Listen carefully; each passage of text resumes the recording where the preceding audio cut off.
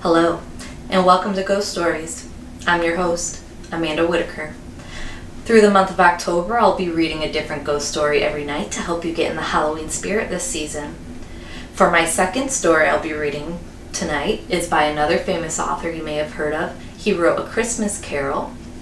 The story is called Number 1 Branch Line, The Signal Man, and it's by Charles Dickens.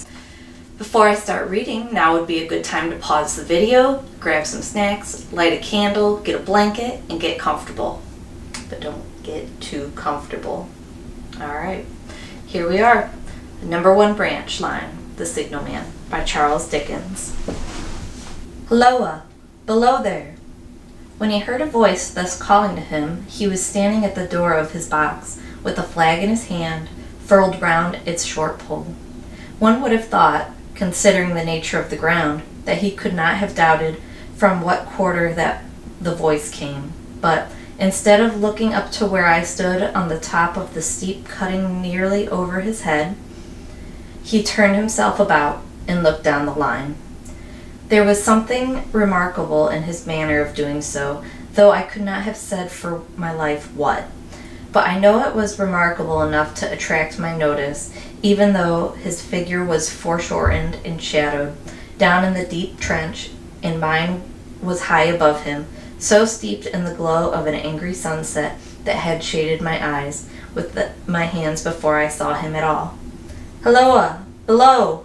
From looking down the line, he turned himself about again, and raising his eyes, saw my figure high above him. Is there any path by which I can come down and speak to you? He looked up at me without replying, and I looked down at him without pressing him too soon with a repetition of my idle question. Just then there came a vague vibration in the earth and air, quickly changing into a violent pulsation and an oncoming rush that caused me to start back, as though it had forced to draw me down. When such vapor as rose to my height from this rapid train had passed me and was skimming away over the landscape, I looked down again and saw him refurling the flag he had shown while the train went by. I repeated my inquiry. After a pause, during which he seemed to regard me with fixed attention, he motioned with his rolled-up flag towards a point on my level, some 200 or 300 yards distant. I called down to him, "All right," and made for the point. There, by dint of looking closely about me, I found a rough, zigzag, descending path notched out, which I followed. The cutting was extremely deep and unusually precipitate. It was made through a clammy stone that became oozier and wetter as I went down. For these reasons, I found the way long enough to give me time to recall a singular air of reluctance or compulsion with which he had pointed out the path. When I came down low enough upon the zigzag descent to see him again, I saw that he was standing between the rails on the way by which the train had lately passed, in an attitude as if he were waiting for me to appear. He had his left hand at his chin, and that left elbow rested on his right hand, crossed over his breast. His attitude was one of such expectation and watchfulness that I stopped a moment, wondering at it. I resumed my downward way, and stepping out upon the level of the railroad and drawing nearer to him, saw that he was a dark, sallow man, with a dark beard and rather heavy eyebrows. His post was in as solitary and dismal a place as I ever saw. On either side, a dripping wet wall of jagged stone excluding all view but a strip of sky, the perspective one way only a crooked prolongation of this great dungeon, the shorter perspective in the other direction terminating in a gloomy red light, and the gloomier entrance to a black tunnel, in whose massive architecture there was a barbarous, depressing, and forbidding air. So little sunlight ever found its way to this spot, and it had an earthy, deadly smell, and so much cold wind rushed through it that it struck chill to me as if I had left the natural world. Before he stirred, I was near enough to him to have touched him. Not even then removing his eyes from mine, he stepped back one step and lifted his hand. This was a lonesome post to occupy, I said, and it had riveted my attention when I looked down from up yonder. A visitor was a rarity, I should suppose, not an unwelcome rarity, I hoped. In me he merely saw a man who had been shut up within narrow limits all his life, and who, being at last set free, had a newly awakened interest in these great works. To such purpose I spoke to him, but I am far from sure of the terms I used, for besides that I am not happy in opening any conversation, there was something in the man that daunted me. He directed a most curious look towards the red light near the tunnel's mouth, and looked all about it, as if something were missing from it, and then looked at me. That light was part of his charge, was it not? He answered in a low voice. Don't you know it is? The monstrous thought came into my mind, as I perused the fixed eyes and the saturnine face, that this was a spirit, not a man. I have speculated since whether there may have been an infection in his mind. In my turn, I stepped back, but in making the action, I detected in his eyes some latent fear of me. This put the monstrous thought to flight. You look at me, I said, forcing a smile, as if you had a dread of me. I was doubtful, he murmured, whether I had seen you before. Where? He pointed to the red light he had looked at. There? I said. Intently watchful of me, he replied, but without sound. Yes. My good fellow, what should I do there? However, be that as it may, I never was there, you may swear. I think I may. He rejoined, Yes, I am sure I may. His manner cleared like my own. He replied to my remarks with readiness and in well-chosen words. Had he much to do there? Yes, that was to say. He had enough responsibility to bear, but exactness and watchfulness were what was required of him, and of actual work, manual labor, he had next to none. To change that signal, to trim those lights, and to turn this iron handle now and then, was all he had to do under that head. Regarding those many long and lonely hours of which I seemed to make so much, he could only say that the routine of his life had shaped itself into that form, and he had grown used to it. He had taught himself a language down here, if only to know it by sight, and to have formed his own crude ideas of its pronunciation could be called learning it. He had also worked at fractions and decimals and tried a little algebra, but he was, and had been as a boy, a poor hand at figures. Was it necessary for him when on duty always to remain in that channel of damp air, and could he never rise into the sunshine from between those high stone walls? Why, that depended upon times and circumstances. Under some conditions there would be less upon the line than under others, and the same held good as to certain hours of the day and night. In bright weather he did choose occasions for getting a little above these lower shadows, but being at all times liable to be called by his electric bell, and at such times listening for it with redoubled anxiety, the relief was less than I would suppose. He took me into his box, where there was a fire, a desk for an official book, in which he had to make certain entries, a telegraphic instrument with its dial, face and needles, and the little bell of which he had spoken. On my trusting that he would excuse the remark that he had been well educated and, I hoped I might say without offense, perhaps educated above that station, he observed that instances of slight incongruity in such wise would rarely be found wanting among large bodies of men, that he had heard it was so in workhouses, in the police force, even in that last desperate resource, the army, and that he knew it was so, more or less, in any great railway staff. He had been, when young, if I could believe it, sitting in that hut. He scarcely could. A student of natural philosophy, and had attended lectures, but he had run wild, misused his opportunities, gone down, and never risen again. He had no complaint to offer about that. He had made his bed, and he lay upon it. It was far too late to make another. All that I have here condensed he said in a quiet manner, with his grave dark regards divided between me and the fire. He threw in the word sir from time to time, and especially when he referred to his youth, as though to request me to understand that he claimed to be nothing but what I found him. He was several times interrupted by the little bell, and had to read off messages and send replies. Once he had to stand without the door and display a flag as a train passed and make some verbal communication to the driver. In the discharge of his duties, I observed him to be remarkably exact and vigilant, breaking off his discourse at a syllable and remaining silent until what he had to do was done.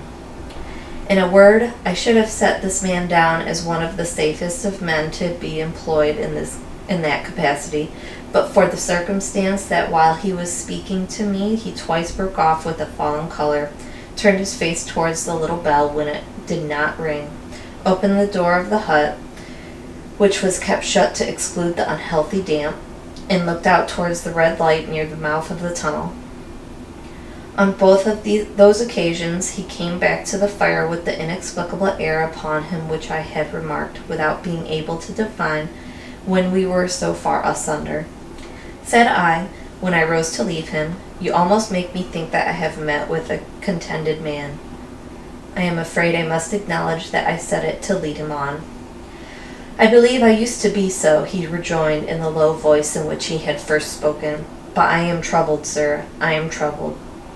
He would have recalled the words if he could. He had said them, however, and I took them up quickly. "With what? What is your trouble?" "It is very difficult to impart, sir. It is very, very difficult to speak of. If ever you make me another visit, I will try to tell you." "But I expressly intend to make you another visit. Say, when shall it be?" "I go off early in the morning, and I shall be on again at 10 tomorrow night, sir." "I will come at 11. He thanked me and went out at the door with me. "I'll show you my white light, sir," he said in his particular low voice, "till you have found the way up. When you have found it, don't call out, and when you are at the top, don't call out." His manner seemed to make the place strike colder to me, but I said no more than, "Very well. And when you come down tomorrow night, don't call out. Let me ask you a parting question. What made you cry, 'Hello, below there,' tonight?" "Heaven knows," said I. "I cried something to that effect." "Not to that effect, sir. Those were the very words. I know them well." "Admit those were the very words. I said them. No doubt, because I saw you below." "For no other reason?" "What other reason could I possibly have?" "You had no feeling that they were conveyed to you in any supernatural way?" "No." He wished me good night and held up his light. I walked by the side of the down line of rails with a very disagreeable sensation of a train coming behind me, until I found the path. It was easier to mount than to descend, and I got back in my inn without any adventure. Punctual to my appointment, I placed my foot on the first notch of the zigzag next night, as the distant clocks were striking 11. He was waiting for me at the bottom, with his white light on. "I have not called out," I said, when he came close together. "May I speak now?" "By all means, sir." "Good night, then, and here's my hand." "Good night, sir, and here's mine." With that we walked side by side to his box, entered it, closed the door, and sat down by the fire. "I have made up my mind, sir," he began, bending forward as soon as we were seated, and speaking in a tone but a little above a whisper, "that you shall not have to ask me twice what troubles me.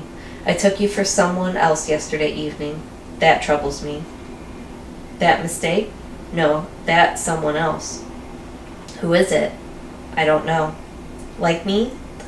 "I don't know. I never saw the face." "The left arm is across the face, and the right arm is waved, violently waved, this way." I followed his action with my eyes, and it was the action of an arm gesticulating with the utmost passion of vehemence. "For God's sake, clear the way." "One moonlit night," said the man, "I was sitting here when I heard a voice cry, 'Hello, below there.' I started up, looked from that door, and saw this someone else standing by the red light near the tunnel, waving as I just now showed you. The voice seemed hoarse and shouting, and it cried, "Look out," and then again, "Hello, below there, look out." I caught up my lamp and turned it on red, and ran towards the figure, calling, "What's wrong? What has happened? Where?" It stood just outside the blackness of the tunnel. I advanced so close upon it that I wondered as it's keeping the sleeve across its eyes. I ran right up at it, and had my hand stretched out to pull the sleeve away when it was gone. "Into the tunnel?" said I. "No, I ran on into the tunnel, 500 yards. I stopped and held my lamp above my head and saw the figures of the measured distance and saw the wet stains stealing down the walls and trickling through the arch. I ran out again faster than I had run in, for I had a mortal abhorrence of the place upon me, and I looked all round the red light with my own red light, and I went up the iron ladder to the gallery atop of it, and I came down again and ran back here. I telegraphed both ways. An alarm has been given. Is anything wrong? The answer came back both ways. All well. Resisting the slow touch of a frozen finger tracing out my spine, I showed him how that this figure must be a deception of his sense of sight, and how that figures originating in disease of the delicate nerves that minister to the functions of the eye were known to have often troubled patients, some of who had become conscious of the nature of their affliction, and had even proved it by experiments upon themselves. As to an imaginary cry, said I, do but listen for a moment to the wind in the unnatural valley while we speak so low, and to the wild harp it makes of the telegraph wires. That was all very well, he returned, after we had sat listening for a while, and he ought to know something of the wind and the wires, he who often passed long winter nights there, alone and watching, but he would beg to remark that he had not finished.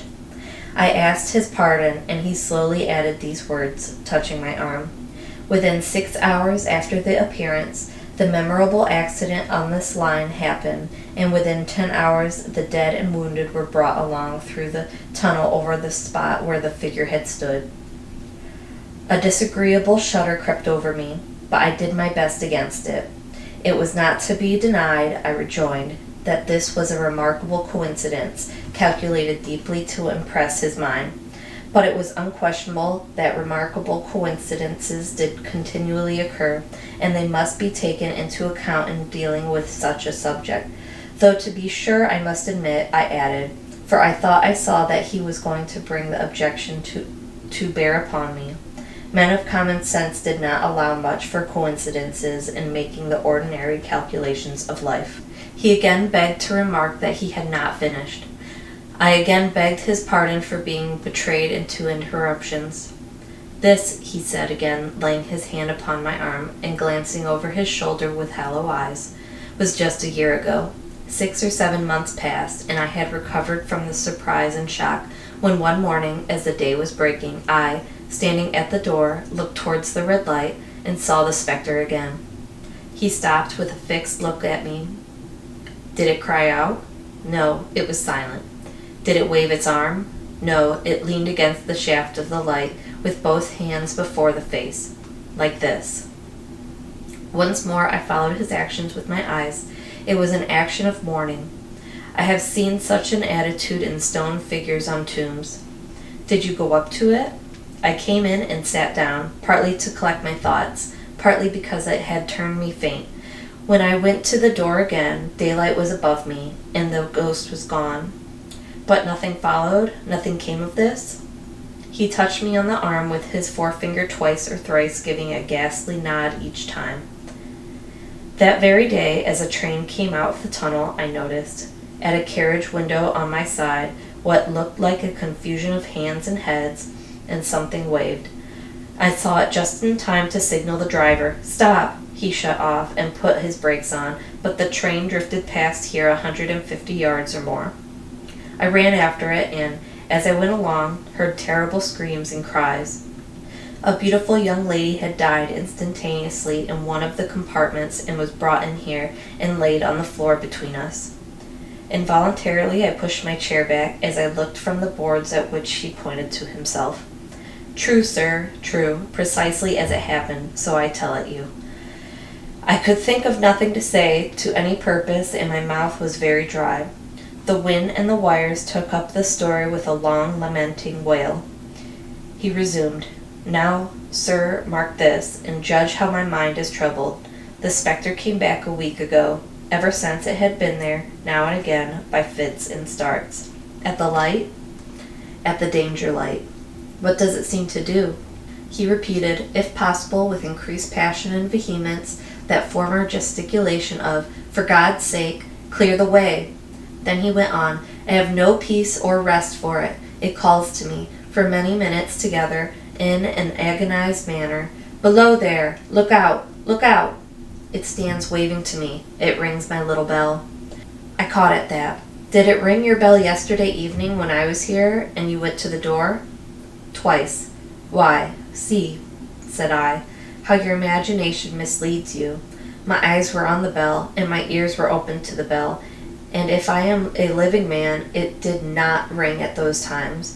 No, nor at any other time, except when it was rung in the natural course of physical things by the station communicating with you."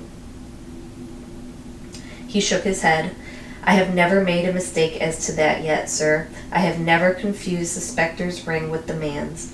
The ghost's ring is a strange vibration in the bell that it derives from nothing else, and I have not asserted that the bell stirs to the eye. I don't wonder that you failed to hear it, but I heard it." "And did the spectre seem to be there when you looked out?" "It was there." "Both times?" He repeated firmly, "Both times." "Will you come to the door with me and look for it now?" He bit his underlip as though he were somewhat unwilling, but arose. I opened the door and stood on the step, while he stood in the doorway. There was the danger light. There was the dismal mouth of the tunnel. There were the high, wet stone walls of the cutting. There were the stars above them. "Do you see it?" I asked him, taking particular note of his face. His eyes were prominent and strained, but not very much more so, perhaps, than my own had been when I had directed them earnestly towards the same spot. "No," he answered, "it is not there." "Agreed," said I. We went in again, shut the door, and resumed our seats. I was thinking of how best to improve this advantage, if it might be called one, when he took up the conversation in such a matter-of-course way, so assuming that there could be no serious question of fact between us, that I felt myself placed in the weakest of positions. "By this time you will fully understand, sir," he said, "that what troubles me so dreadfully is the question, what does the spectre mean?" I was not sure, I told him, that I did fully understand. "What is its warning against?" he said, ruminating, with his eyes on the fire, and only by times turning them on me. "What is the danger? Where is the danger? There is danger overhanging somewhere on the line. Some dreadful calamity will happen. It is not to be doubted this third time, after what has gone before. But surely this is a cruel haunting of me. What can I do?" He pulled out his handkerchief and wiped the drops from his heated forehead. "If I telegraph danger on either side of me, or on both, I can give no reason for it," he went on, wiping the palms of his hands. "I should get into trouble and do no good. They would think I was mad. This is the way it would work. Message: danger! Take care! Answer: what danger? Where? Message: don't know, but for God's sake, take care. They would displace me. What else could they do? His pain of mind was most pitiable to see. It was the mental torture of a conscientious man oppressed beyond endurance by an unintelligible responsibility involving life. When it first stood under the danger light, he went on, putting his dark hair back from his head and drawing his hands outward across and across his temples in an extremity of feverish distress. Why not tell me where that accident was to happen, if it must happen? Why not tell me how it could be averted, if it could have been averted? When on its second coming it hid its face, why not tell me, instead, she is going to die, let them keep her at home?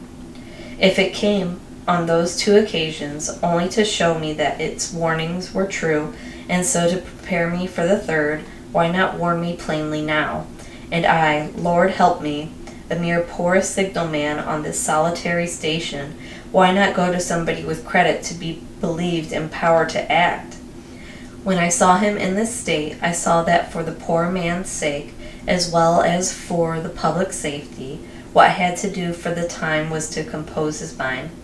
Therefore, setting aside all question of reality or unreality between us, I represented to him that whoever thoroughly discharged his duty must do well, and that at least it was his comfort that he understood his duty, though he did not understand these confounding appearances.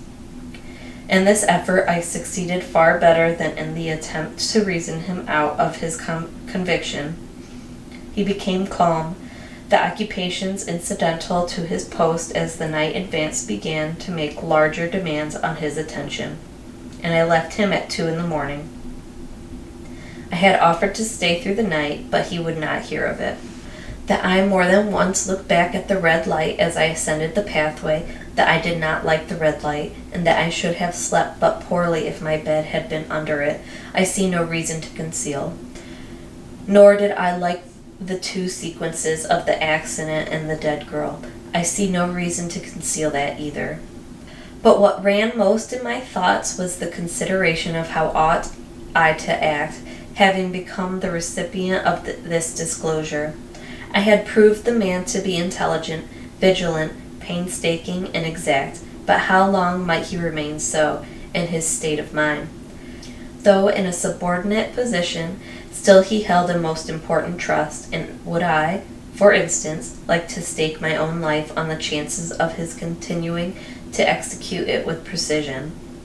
Unable to overcome a feeling that there would be something treacherous in my communicating what he had told me to his superiors in the company, without first being plain with himself and proposing a middle course to him, I ultimately resolved to offer to accompany him, otherwise keeping his secret for the present, to the wisest medical practitioner we could hear of in those parts, and to take his opinion. A change in his time of duty would come round next night, he had apprised me, and he would be off an hour or 2 after sunrise, and on again soon after sunset. I had appointed to return accordingly. Next evening was a lovely evening, and I walked out early to enjoy it. The sun was not yet quite down when I traversed the field path near the top of the deep cutting. I would extend my walk for an hour, I said to myself, half an hour on and half an hour back, and it would then be time to go to my signalman's box. Before pursuing my stroll, I stepped to the brink and mechanically looked down.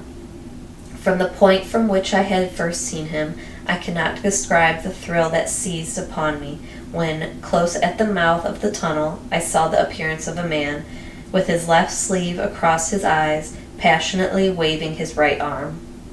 The nameless horror that oppressed me passed in a moment, for in a moment I saw that this appearance of a man was a man indeed, and that there was a little group of other men, standing at a short distance, to whom he seemed to be rehearsing the gesture he made.